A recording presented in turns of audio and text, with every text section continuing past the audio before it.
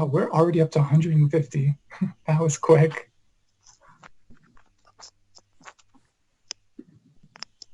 I think we can go ahead and get started. For anyone else that joins in, we'll welcome them. But thank you, everyone, for being here with us. My name is Eddie Tabano. I'm Assistant Director of Admission at the Yale Undergraduate Office of Admissions. We're really excited to share a little bit more about Yale with you today. Alex, do you want to share a little bit about yourself as well?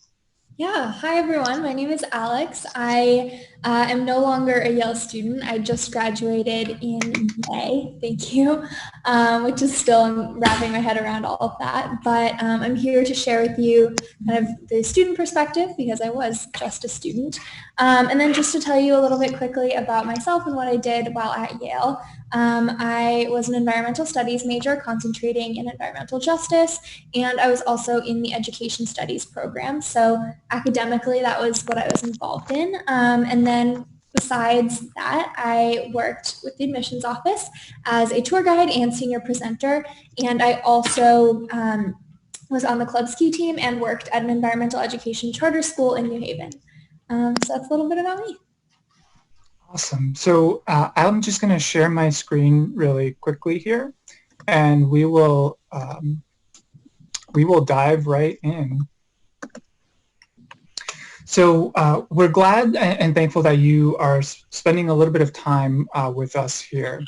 Just before we dive in, actually, I wanted us to learn a little bit more about who's on the call. So I want to launch a poll just asking what year you are in high school, or if you're a college counselor or a parent, and then what part of the world you're coming to us from and joining in from. So, we're saying good morning, good afternoon, and good evening to all of you who are joining here. But we just want to get a sense of who's tuning in.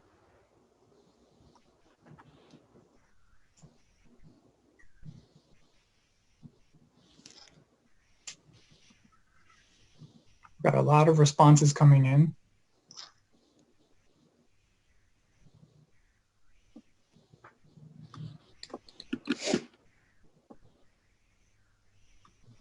Alrighty, we've got a bunch of them, so I'm going to share the results here.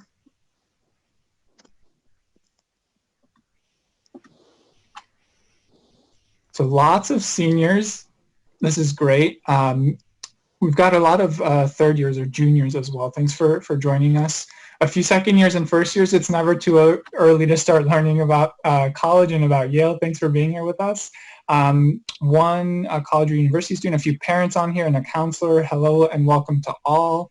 And then we see sort of folks from all over the place. We're glad to see such a vast geographic diversity as well. Thanks for joining in. And especially again, I know folks are tuning in from all over the country, all over the globe. So thanks for taking the time here. And I wanted to actually ask one more question.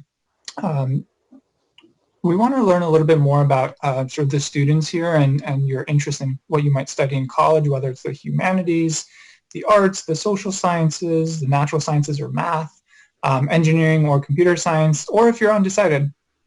And if you're, I'll say here, and we'll say it again, if you're undecided, that's also totally okay. That will never be a disadvantage to you. If you end up applying to Yale, it is totally fine to still figure it out along your way.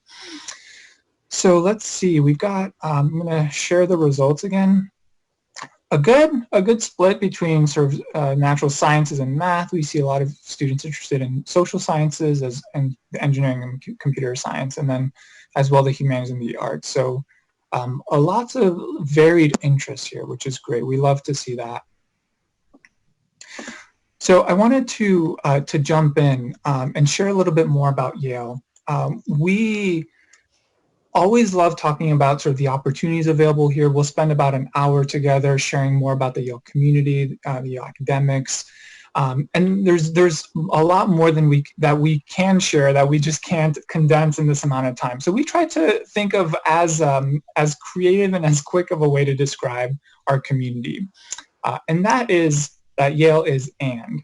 Now this might sound really confusing at first. I was really taken aback when I first heard this, but it really speaks to our commitment and sort of the values that we hope students embody when they are on our campus and also when they graduate. And so by this we mean when we say Yale is and, that means we really want students to engage in all of their different interests, to have the opportunity to explore and not think in either or statements, right? So oftentimes in the college process, especially if you're a senior or if you're a junior here, you're taught or you're told to to think of either you want to look at a school in a big city or in a smaller environment. Either you want to look at a research university or on the other side, a smaller liberal arts college. Either there's always these juxtaposing and at times sometimes conflicting, right?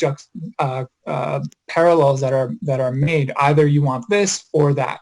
And they are helpful, I will say. It's important to think about and be really intentional about the kind of college environment you want. But when we're thinking about our community at Yale, we don't want students to think in those either or statements. We really want students to reflect on all of the different things that they are interested in, and then ultimately see how they can combine their different interests together and how they can do that at Yale. So I wanted to start first by just acknowledging the land that we're on. This is really important to us as a community because we want to look to the past and honor the past, and also look towards our future and sort of continue to be mindful and proactive about the ways in which Yale engages with our community, engages with the historic tribes that have been a part of the New Haven and the Connecticut surrounding area. And so I think this is really important as we try to be mindful of the past, but also look towards our future. And so with our location, that does start in the city of New Haven. So New Haven is a mid-sized city of about 110,000. It's large enough to have a lot going on, but it still has sort of this really intimate college town feel. You see a lot of different opportunities to engage in the arts in New Haven, specifically with our Schubert Theater. We have 2 Tony Award-winning theaters actually in New Haven. There are a lot of opportunities for students to engage all across the community, and ways in which students can explore beyond just the Yale campus. So when you are at Yale, you are in New Haven. So there isn't sort of a difference between the two. We're located in the heart of New Haven, Connecticut. And so students, by virtue of being a Yale student, you are part of and intrinsically a part of the New Haven community. Alex, can you tell us a little bit about your experience living in New Haven? You've been here for 4 years, or you were there for 4 years, and just tell us a little bit about sort of the ways in which you were able to engage as well in the greater community. Yeah, so I absolutely loved New Haven. That was one of my favorite parts of going to school at Yale, and I'm actually coming back to Yale for grad school in a year, so I'm coming back to New Haven, which I'm really excited for. But I just loved how it felt. I mean, exactly how you just described it. It really is a small city, so there's both the benefits of kind of a larger metropolis. I've been to concerts and museums and different shops in New Haven. The food is incredible. There is the legendary pizza, which everybody has heard of pretty much, but there's also every type of cuisine you could ever think of. So the food there is really good, and definitely one of my favorite ways, and I'm sure a lot of other students would share the sentiment of kind of getting involved with New Haven. But my favorite part of the city was actually my involvement with the school that I mentioned before that I worked at. So it was an environmental education charter school, which was really convenient for me based on my 2 interests in environmental studies and education studies. And I was lucky enough to be able to go there twice a week, get off campus for a little bit, and go and be with these high school students and help them out with reading comprehension or college application essays or various elective classes that they were in, and get to know them totally separately from Yale. And I loved doing that. And as I'd be walking around downtown later, I'd see my students walking around and be able to say hi to them. So I loved having a connection to the city and being involved with the community in such a deep way. And I will say, I think pretty much every student at Yale has some kind of connection like that, whether they are working in a school like I was, or if they're involved politically, working on a political campaign, or even holding office themselves. All 4 years that I was at Yale, there was a Yale student that sat on the Board of Alders as the alder for Ward 1 representing Yale. So really inextricably linked with the Yale community and the New Haven community, which I really appreciated about our student body. So yeah, I love New Haven. I have no complaints there. Yeah, absolutely. And a few interesting things to know as well is in 2010, as of the last census, New Haven was actually the fastest growing city in New England. So this is a plug for the 2020 census as well. Be sure to, public service announcement, be sure to fill that out. And don't forget, but we're excited to see sort of what how 2020 shakes out and what we sort of have with the changing demographics as well, where we'll stand there. One other really cool thing that that I found was in 2016, the organization 538, which is run by Nate Silver, they do a lot of statistical analyses. They wrote an article on the most representative cities in the United States. And they were looking at it on 4 different factors by ethnicity, race, education level, and income. And they actually found that New Haven was the most representative city in the United States. Now, this might come as a shock to some because when you think of, a typical, town in America, oftentimes we think of like small town Americana, like, that kind of imagery.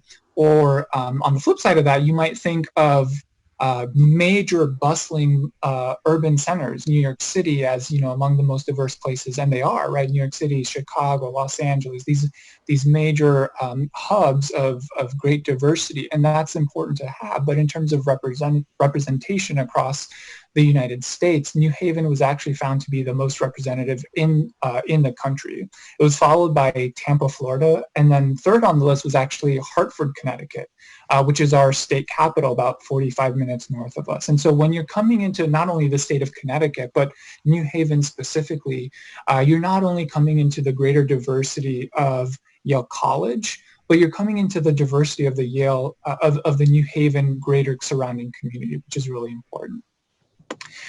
Now, when we think about Yale, Yale has it's renowned across the world for incredible research facilities, incredible opportunities to learn with wonderful faculty members.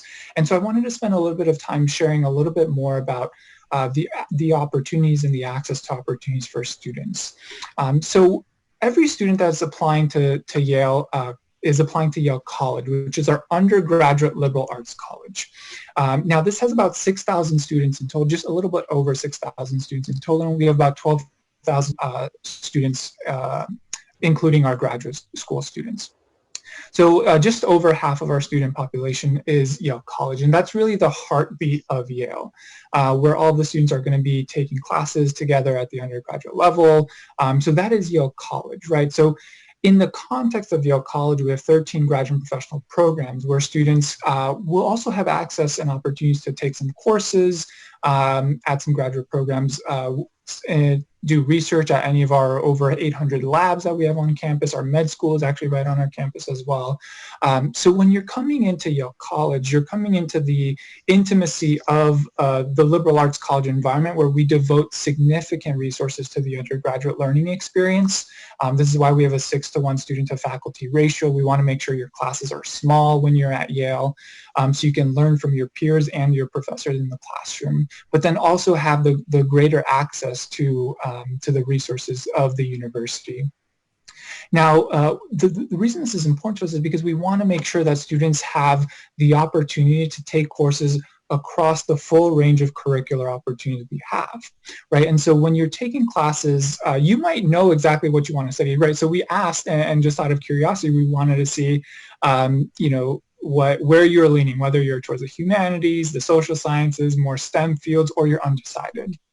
And it's, we always like asking because some students know exactly what they want to study. They want to go in a particular path. And that's great if that's you. But we also want students to take courses outside of their academic comfort zone. And so you might have a general sense of, maybe I want to study STEM. And so what does that mean? What is that going to look like at Yale? But then I might also be interested in taking some philosophy classes, right? Or I might be interested in taking some really great English seminar courses.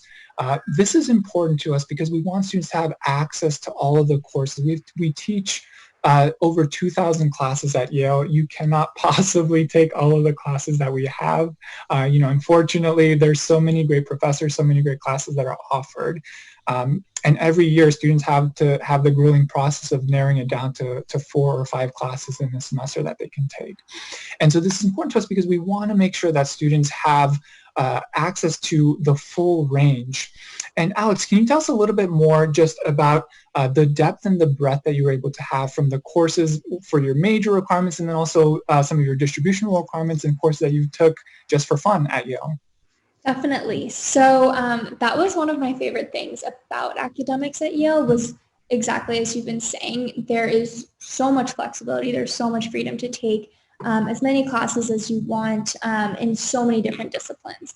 And not only do you have the first 2 years before you have to declare your major to explore all those classes, but even beyond that, built in through the distributional requirements, Yale's administration and the academic requirements are making it so that students are still taking a variety of different classes throughout the 4 years that you're there.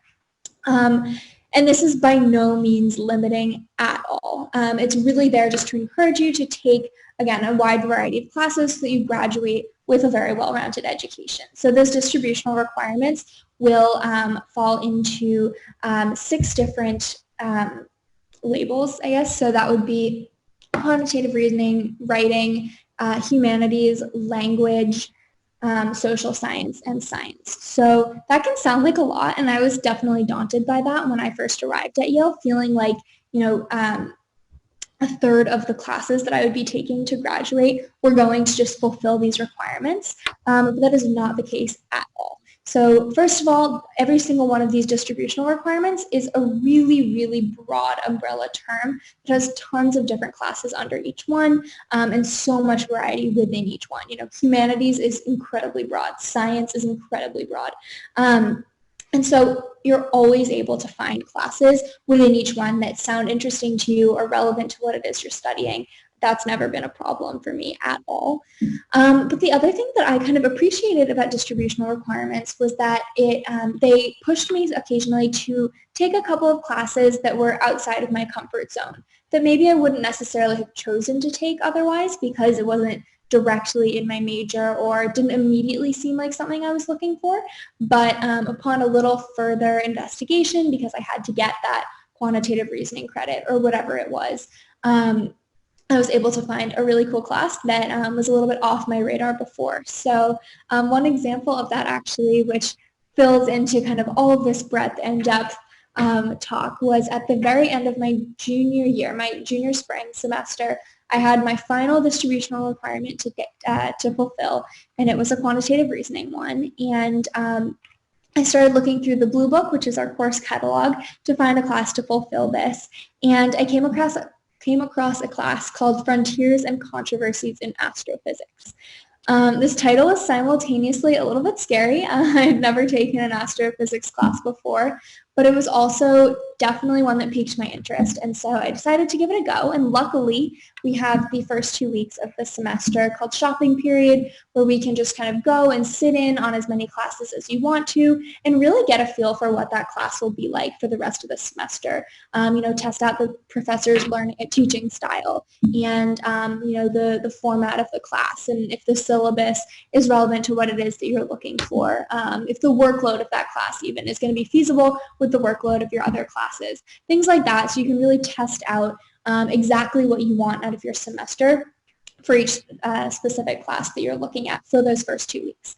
So these first 2 weeks I went to this class and was so pleasantly surprised. The professor, first of all, was a world-class astrophysicist doing amazing, groundbreaking research, and also probably the kindest, friendliest woman I have ever met in my entire life. She was so good throughout the entire class to make sure that we were all on the same page, because there were people in the class who were astrophysics majors and knew a lot about astrophysics, and there were people like me who had never taken an astro class before, and she really made sure to keep track of everybody and make sure we were all on the same page, had the opportunity to answer questions. I went to her office hours almost every single week, and within a couple of weeks I was writing papers about exoplanets and calculating the velocity of black holes and distant stars. And I think the coolest part of all of this was that towards the end of the semester, Deborah Fisher, the professor, invited anybody in the class who wanted to join her and her research team and go to Flagstaff, Arizona, completely paid for by Yale College, and do research with her and her team and use her telescope. And this, again, was open to first years as well as seniors, majors and non-majors. Anybody who wanted this opportunity could go, which just really struck, I was already 2.5 years through my Yale experience, and that moment really struck me all over again by just how open Yale professors are to having students of all backgrounds help them with their research and really engage in conversations across disciplines.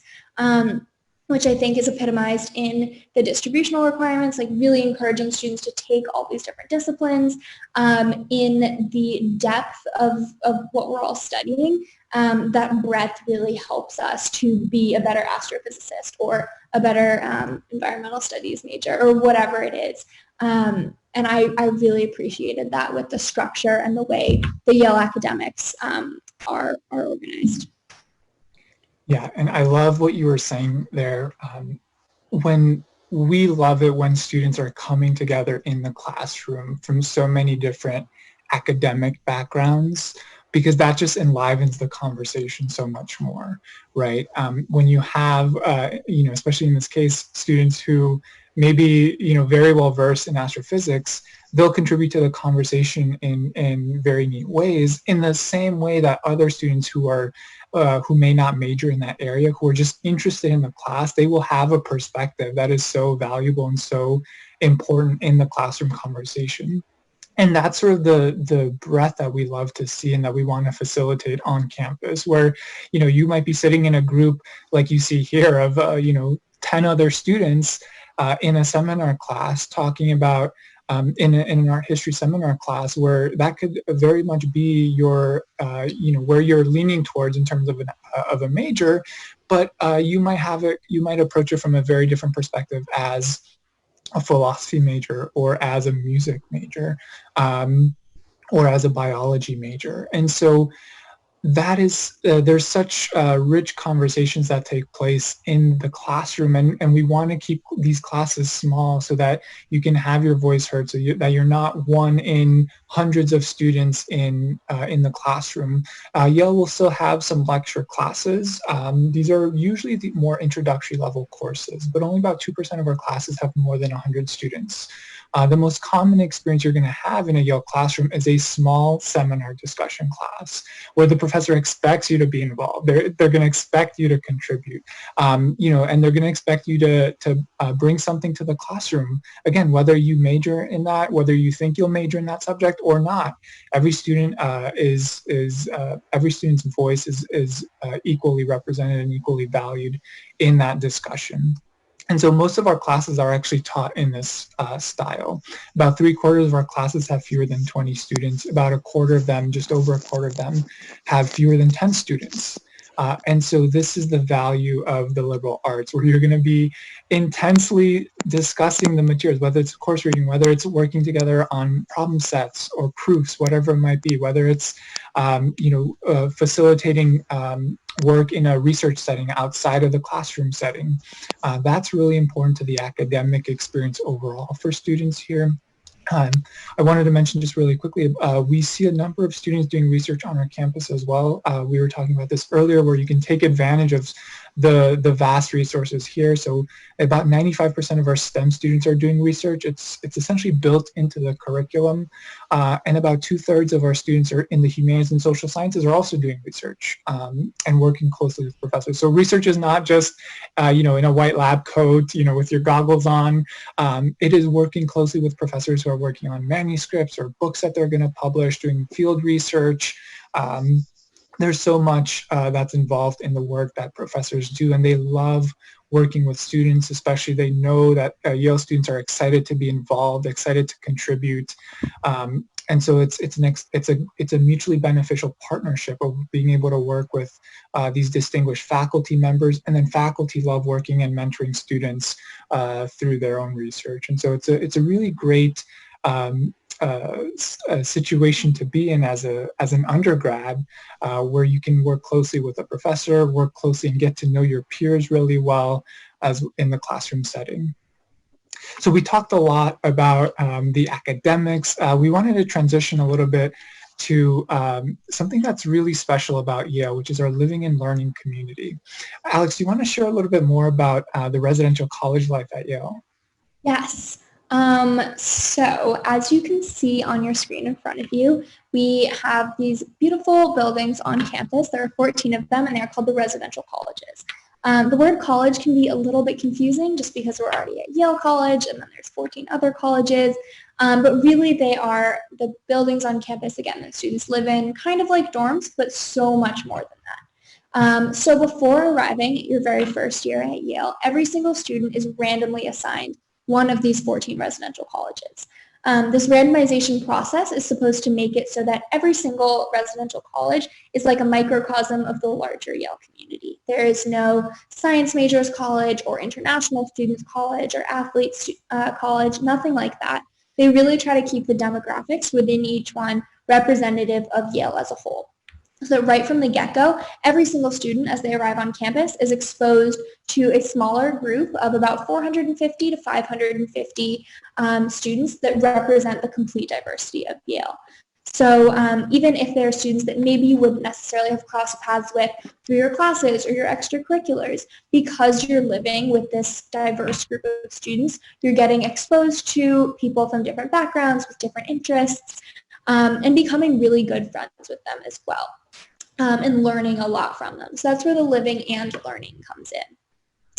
Every residential college has the physical space, so they are all set up in a similar structure, as you can see in that upper left-hand corner there, with the college going around the outside and the courtyard in the middle. Every residential college has the dorms, the rooms that students live in. So we have suite style living, which means that it is a group of students living together with a common room area, which is like a living room that you can decorate however you want, and then a couple of bedrooms off of it that are either doubles or singles. And the suites usually are around 6 students, but can really vary from 3 to 12. There is a lot of variety. Besides the rooms that students live in, every single residential college has a dining hall, which you can see in that upper right-hand corner. That's the dining hall of Pearson College. And the dining hall is a great communal space. Not only is the food really good, and there's so many options for food every single day, with dietary restrictions taken into consideration, so many different options. And most of the ingredients are from fresh local farms, which is cool. I've done the farm tours that they offer every year in the fall. So really good food. But more than that, the residential college dining halls are really a communal space. You can always know that when you go down there, you will see people you know and can go and sit with them for breakfast, lunch, dinner. Professors will eat in the dining halls as well, so it's a great meeting place. I, for one, am guilty. Every weekend for brunch would go. The second brunch opened at 11 and went until it closed at 1:30. And every time I got up to leave, a new group of people that I wanted to hang out with would come in. And so I'd obviously stay, have a whole nother breakfast meal, and talk to them. So there was really a lot of community and a lot of great conversations happening in those dining halls. They all have a 24-hour library as well as a gym, a buttery, which is like a student lounge hangout area with late night subsidized student-run food, which is always good for a late night study snack.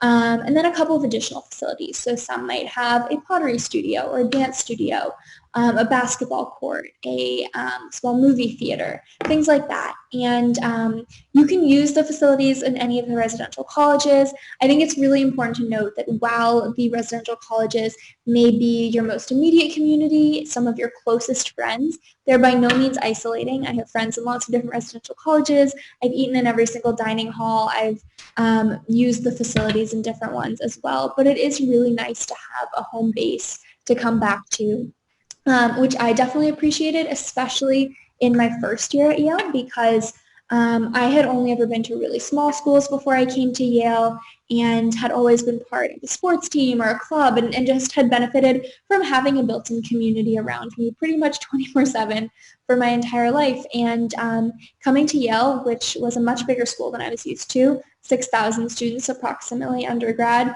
and knowing nobody coming in was really daunting. So having the residential colleges, which again breaks that larger population down into smaller, more manageable, bite-sized portions of about 450 to 550 students, was really helpful and provided me with a group of other first years that I was already affiliated with. I already could identify with them.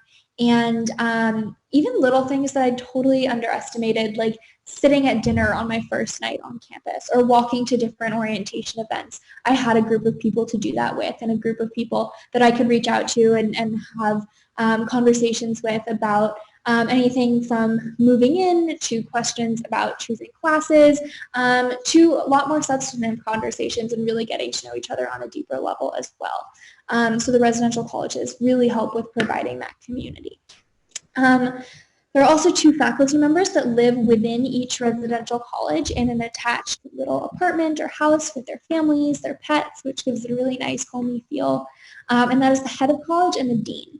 So if you look in that lower panel on the screen, in the middle photo is the Dean of Stiles College, who is posing there with a student and family member. And the dean is there for all academic resources you might need. The dean is really in charge of overseeing all general college level academics. So from signing your schedule to declaring your major, shopping period questions that you might have, making sure that you're on track with your courses, your distributional requirements, your major declaration, that kind of thing. I met with my dean at the end of my sophomore year to talk about potentially studying abroad in my junior year and what that might look like with credit transfers and that kind of thing. So really, really good resource to have right there within your college. To the left there, you can see the head of Berkeley College, and the head is there to kind of ensure and create community and residential life within the residential colleges. So that could be very casual, from fireside chats where you can go into your head of college's living room, door open policy for certain hours, to go in and talk by the fire to your head of college, to other students in the residential college, very casually, and have tea and coffee and cookies and hot chocolate. You could also have a college tea where you go into that same small, intimate living room, but this time you're joined by somebody who is a leader in their field, sometimes a world famous chef or politician or author or athlete or musician. And you get to really talk to this person in an intimate setting with just a group of other students and get to hear about their life, ask them any questions, and really have a conversation with them, which is a completely unique experience and really cool to have with these visitors to Yale's campus who are genuinely interested in talking to undergrads. There's also trips to go off campus, to go sailing on the Long Island Sound, or apple picking at one of Yale's local farms, or a ski trip in the winter. And the cost of these trips are completely covered by the residential colleges. So you can really do so many fun, really cool things, both on and off campus with your friends in your residential college. And that really creates a bond between everyone. I think any student that you ask on campus will tell you that their residential college is the best one. I can tell you guys objectively that Grace Hopper College, which happens to be mine, is actually the best one. And they all have their own intramural sports teams that will compete against each other with mascots and flags and banners and chants. So people get really, really into that. And it creates a lot of fun school spirit and some healthy competition between colleges as well. Absolutely, and I'll contest what Alex said.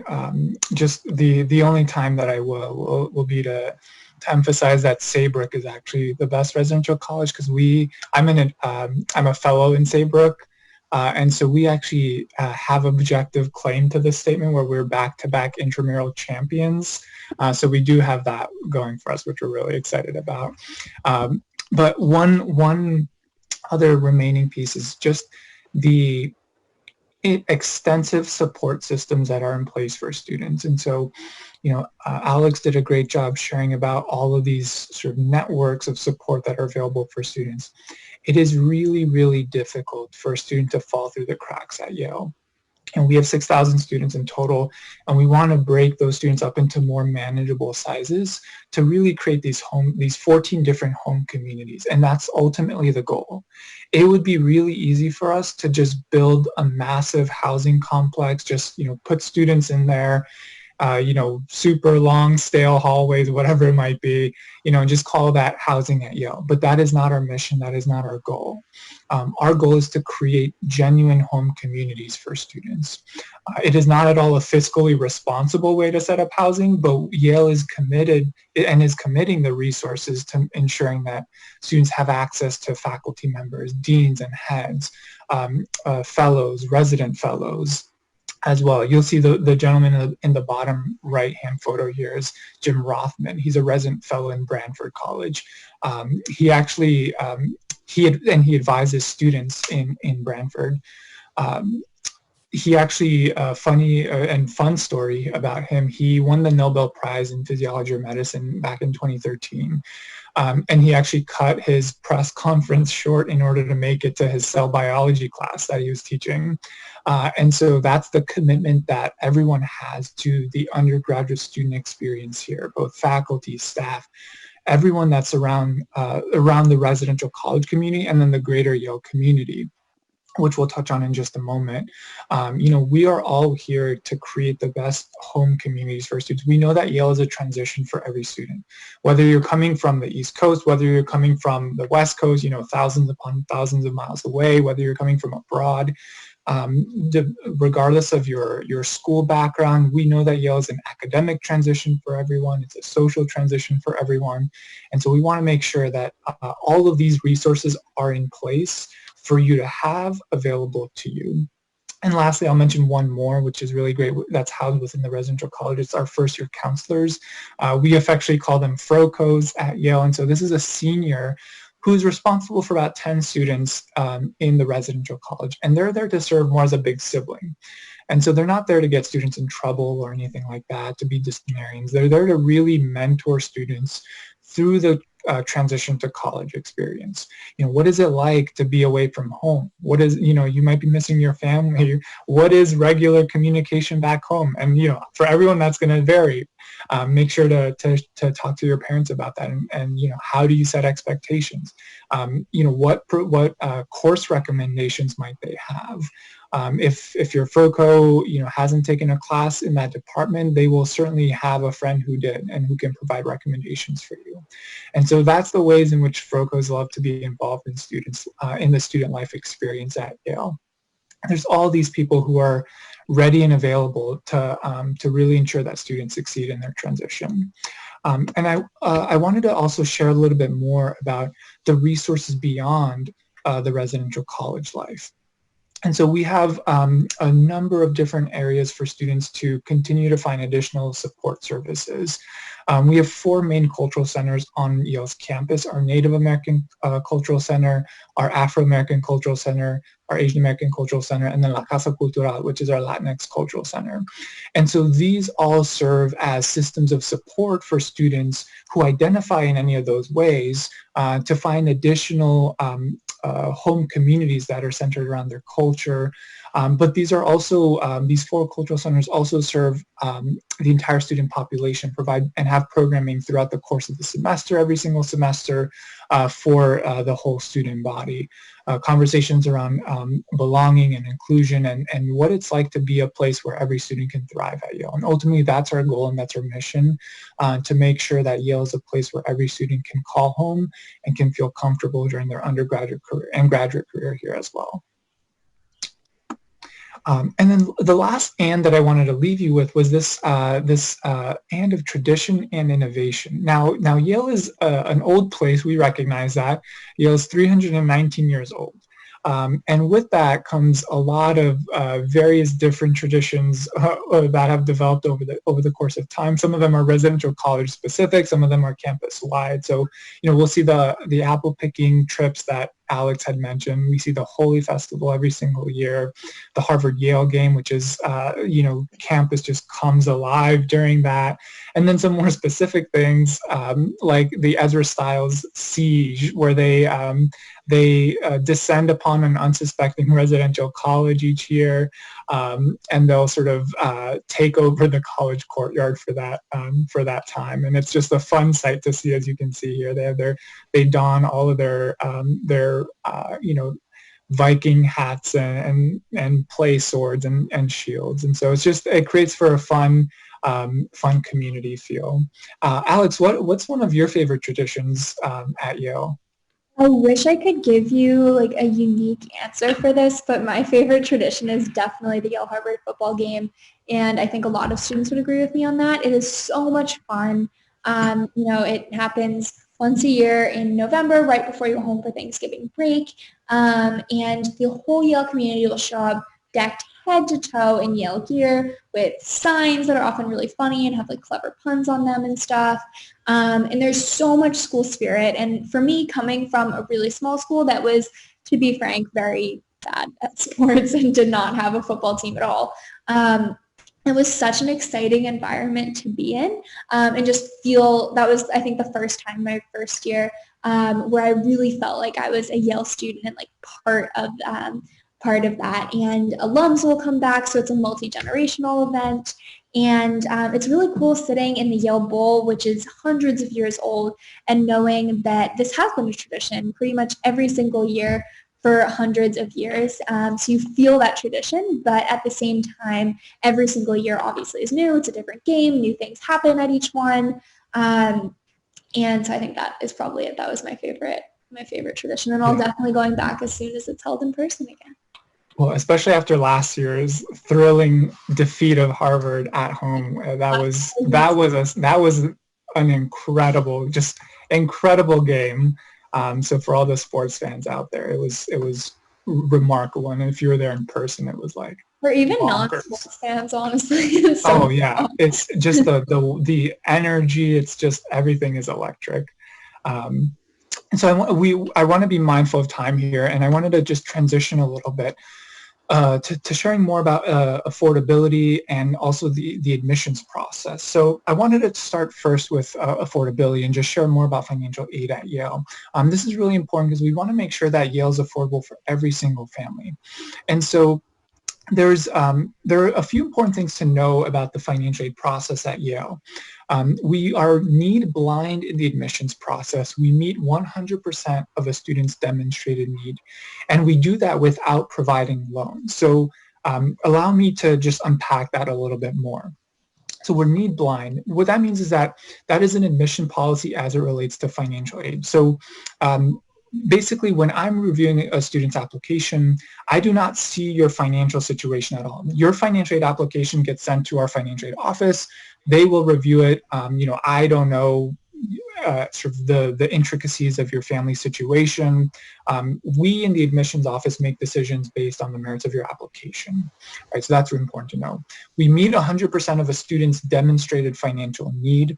That's really important to know, because the most important thing to be thinking about as a family, for students and for parents, is what is your net cost, rather than the sticker price or the big number, which is the total estimated family contribution. The important number to focus on is what is the net cost to you and your family. So with the total cost of attendance, this is a large number, and at Yale it's because we include so many different things. It's tuition, room and board, personal expenses, travel, all of that ties into the total estimated cost of attendance. From there, you subtract your financial aid package, what Yale is able to offer based on your family's circumstances. We provide only need-based financial aid. We do not offer any merit scholarships. Every student at Yale is meritorious. It's impossible for us to distinguish one from the other. And so we commit over $150 million every single year to families that wouldn't otherwise be able to afford a Yale education. That's really expansive by our definition. So we have families on aid with family incomes of close to nothing to upwards of $250,000 that receive financial aid from Yale. If your family has an income below $75,000, then you can expect to receive the most generous financial aid award from Yale. And that's with typical assets, sort of more simple circumstances. It's a little bit more complicated if your family owns a business or things like that. But those are the intricacies that I don't understand, and I let my colleagues in the financial aid office handle. But again, from that, whatever your financial aid package comes out to be, again, we don't include loans, so it's all grant money. That's good. We don't want to contribute to the rising student debt crisis in this country, so we don't package loans in your financial aid award.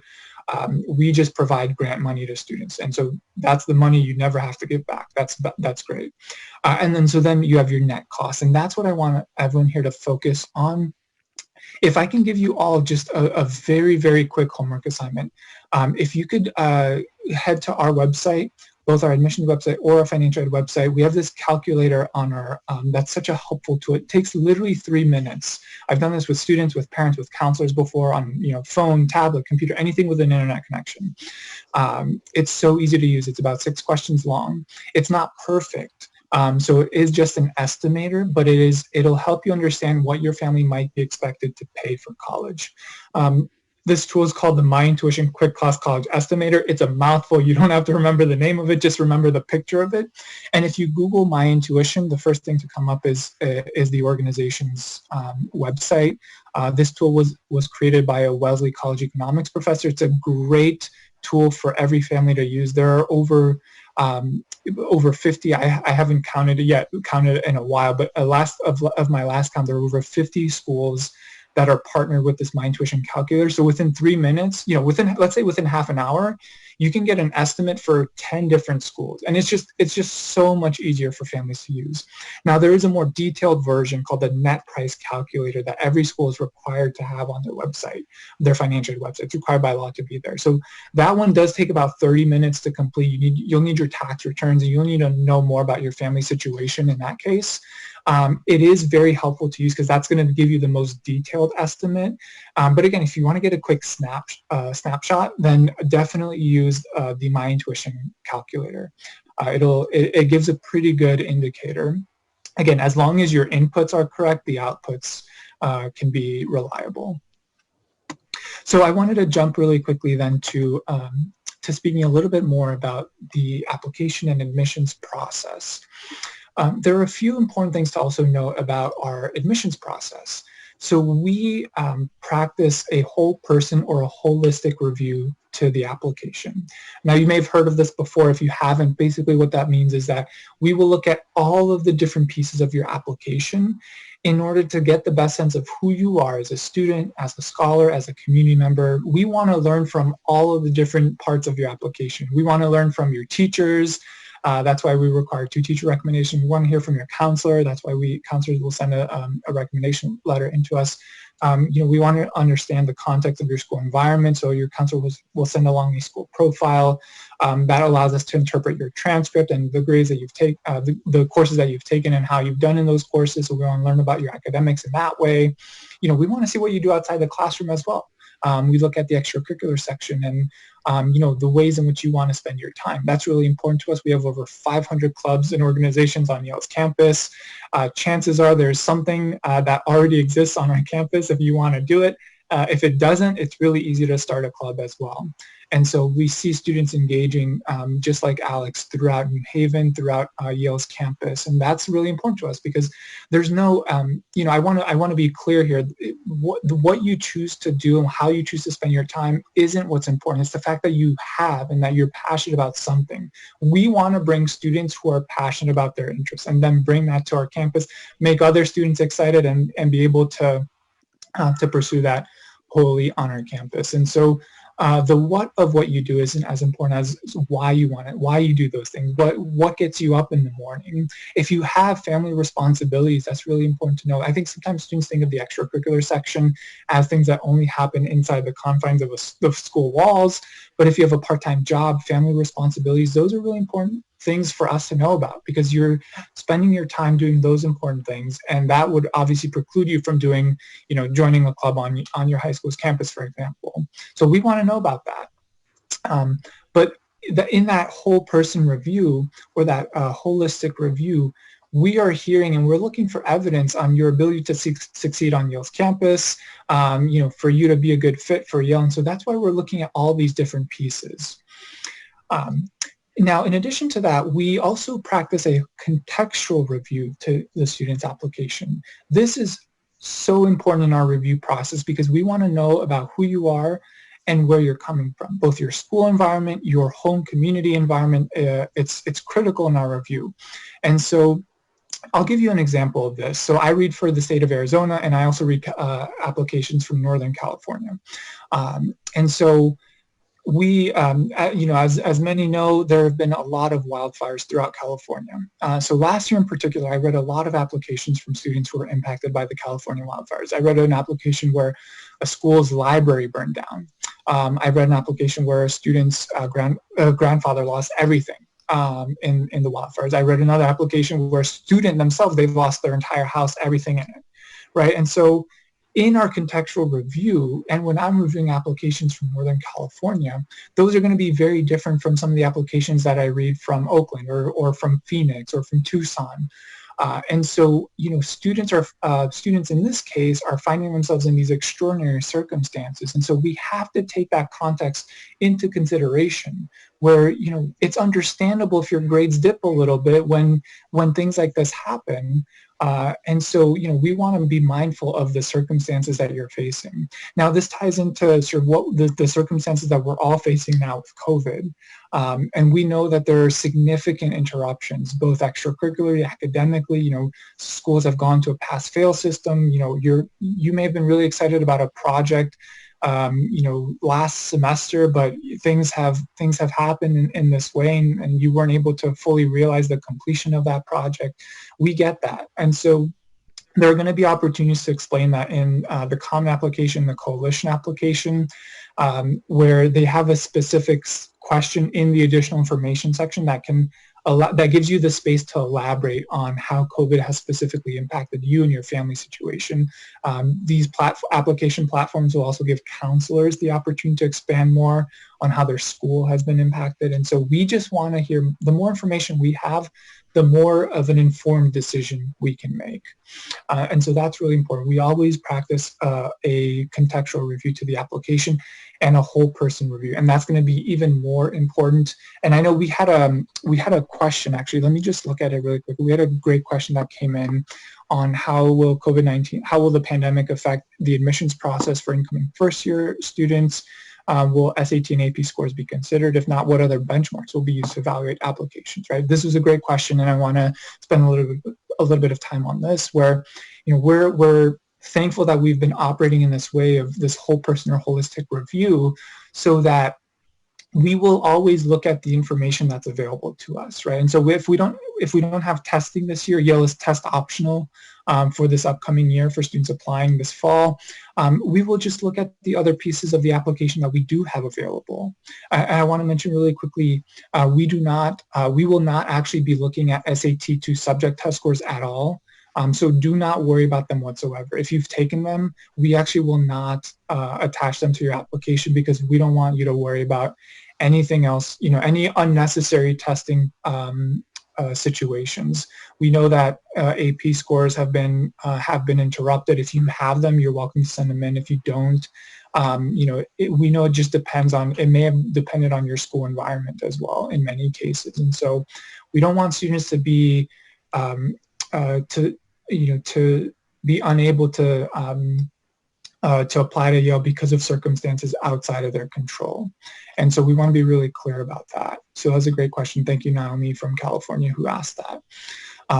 So the last, I wanted to just mention here really quickly, you'll see the QuestBridge application. So we accept 3 different application platforms: the Common App, the Coalition application, and then the QuestBridge application. The QuestBridge application is a little bit different than the other 2. We have no preference what you use to apply to Yale. It doesn't matter to us. But the QuestBridge application is specifically for students from underrepresented, low-income, or first-generation college backgrounds. If that is applicable to you, feel free to look more into the QuestBridge program. It's a national nonprofit that works with students from very different populations. So the application deadline I'll mention for that is September 29th, I believe. It's always at the end of September, so it's a little bit earlier than the other ones, but feel free to look more into the QuestBridge program overall. We have maybe just a little bit of time left for some questions. So I wanted to, if you do have any other questions, feel free to message us at admissions.yale.edu/questions. We have lots of people monitoring that. You can submit your questions directly on there. We have a lot of people monitoring that, and we'll get back to you. Feel free to always learn more about Yale at admissions.yale.edu. Feel free to follow us. I love looking at Handsome Dan's Instagram, especially with everything going on, and we all need a little bit of sunshine in our lives. And so there are a lot of ways to learn more about Yale virtually and through other, we have a virtual tour as well. If you have not been able to do that, please do that to learn more. But I wanted to just get to some of these questions that were submitted. So let's see here. Tavish from California asks, how difficult it is to change majors or to double major at Yale? Alex, do you want to take that one? Yes, so the answer is very easy. So as I mentioned really briefly earlier, you have 2 full years before you even have to declare your major the first time. So some students might come in knowing exactly what they want to major in and will then declare that early on and stick with that for all 4 years. Some students might come in thinking they know what they want to major in and then will change their mind as they take other classes and get exposed to different things. That is also completely fine. Some students, myself included, will come in with absolutely no idea what you want to major in, take lots of really random classes for like a year and a half, before then you kind of finally settle down and figure out what you want that to be. So that first year and second year, you can take what you want before you figure it out. So in that sense, it is so flexible. Even after you declare your major at the end of your sophomore year, you can change that. The only requirement is that you fulfill that major's requirements by the time that you graduate. So some majors might have more requirements, some might have fewer. They usually are all right around 12 credits. Some have very specific classes they want you to take. Some are a little bit more general. That really depends on the major.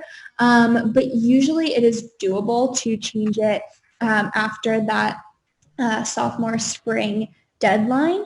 I have friends who have done that, especially if it's something else, which probably you've taken other classes in already that you're changing it to, and will have had those requirements at least partially fulfilled. So it's definitely easy to change your major. It is very easy to declare your major. And also double majoring is super feasible because, as I mentioned, usually about 12 credits will be going to your major, and since you need 36 to graduate, that still gives you a lot of extra flexibility to take other classes. Some of that might go to exploration, kind of when leading up to that point when you are declaring your major, kind of taking a lot of classes to figure out what you're interested in. Some of that might go to just kind of taking one fun, different, random class every semester, which I definitely appreciated having the flexibility to do. I loved the film class that I took in my senior year and the art class that I took. So things like that where you can really make sure you're getting exposure to other courses and other topics. But you can also use that to double major, and you have the flexibility of those remaining credits to do so, and a lot of students will do that. Absolutely. We have a question from Nora. What support services are available for students with learning differences? I can take this one. This is something that is important to us. We want to make sure that we can support students. So we have specifically an Office on Student Accessibility Services who will work with students to ensure that all of their needs are met. And so if that does apply to you, feel free to reach out. They will always accommodate any needs that you might have. So that should not be a concern for students. They are able to accommodate requests for, it might be something more temporary. For example, like if you break your arm when you're on campus, and you're not able to write and take notes, someone might be able to take notes on your behalf in your classroom. And so there are things like that might be a little bit more short-term to longer-term solutions as well. We have a question from Irene. What initiatives, student or institution-wise, are there in regards to diversity, equity, and inclusion? This is a wonderful question. I'll start with this one, and Alex, if you want to jump in on there as well, feel free. But this is something that's important to us. I think, and it's thankfully receiving a lot more attention from colleges. So a lot of colleges have been focusing on diversity recruitment, which is good, and thinking about sort of the historical legacies of many of our institutions, thinking about who we have traditionally excluded or historically excluded. We, and especially at Yale, many colleges as well are very mindful now, and this has grown significantly over the last 20 years, specifically over the last 10 years in terms of diversifying our applicant pool, making sure that students know about the resources that Yale has to offer to create a supportive environment for all students. And so we want to make sure that we're not just focusing, and colleges in general are now moving towards not just focusing on diversity outreach, but also inclusion on campus, right? So what do we do when students are actually here? When we have students from all across the globe who are on campus, who are here, making the most of their Yale education. That's something that's important to us. That's why we want to commit resources to our students to ensure that they can thrive over the course of their 4 years here. And so, we're happy, we're really pleased to see that 20% of our students are Pell eligible, meaning they come from the lowest socioeconomic backgrounds in American society. We saw 18% of our students are first-generation college students on Yale's campus. Over half of about 51.5 of our students are U.S. students of color. So that does not include our international student population. And even with regards to our international student population, we have, I believe, about 60 or over 60 countries represented. So we want to make sure that we have students from every walk of life on our campus, making sure that students can learn from each other, because we really believe in the living learning community. You're going to learn so much from your professors inside the classroom. That's the goal of your 4 years of college, but equally so, you're going to learn so much from your peers outside the classrooms, in those conversations, in your buttery at 3 a.m. when you're eating chicken tenders, or in the cafeteria, or in your residential college's libraries, or when you're walking from one class to the next. Those are all pivotal moments for students to continue to learn from one another, the backgrounds, the perspectives that we all have. And we celebrate that. We want to make sure that students find their home while they're here. Whatever background you come from, we find strength through that. Alex, would you add anything to that? Not that much, honestly. I will say that as a Yale student for the past 4 years, I was really proud of the Yale community and the Yale students for having these conversations all the time and never ever steering away from them, and that it is so much more than just diversity, and that inclusion has really been an initiative on Yale's campus, and that I really have been proud of that, and the activism and just involvement of Yale students in all of these issues. Oh, absolutely. And I'll just say really quickly, like the renaming of Calhoun College to Hopper College was an incredible student-led effort that was, much needed and very necessary. And so, we see students engaging in campus and making campus a lot better, and we're pleased to see that. And we're pleased to see the ways that students continue to engage in dialogue with each other, and then also with college administrators. And then maybe one last question here. I know we're a little bit over time, so thanks everyone for joining us. But so Hannah asked from Alabama asked, is the environment at Yale more collaborative or more competitive? Alex, do you want to close us out with this question? Yes, I can answer that very quickly. It is collaborative. I was definitely worried about that actually coming in. Full disclosure, I did not want to look at Yale at all when I was first applying to colleges. And I had this preconceived notion that all Yale students would be really arrogant and just wanted nothing to do with that. So I didn't even want to take a tour. but my mom made me because we were passing through anyway.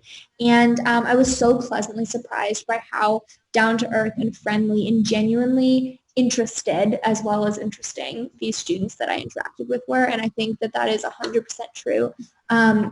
There is not an atmosphere of competition between students at all. We already got to Yale, we are here, and we're in it together. I've studied for tests with students, shared study guides, written papers together, brainstormed, you name it, and that is super, super common. It's not at all competitive and like cutthroat at all.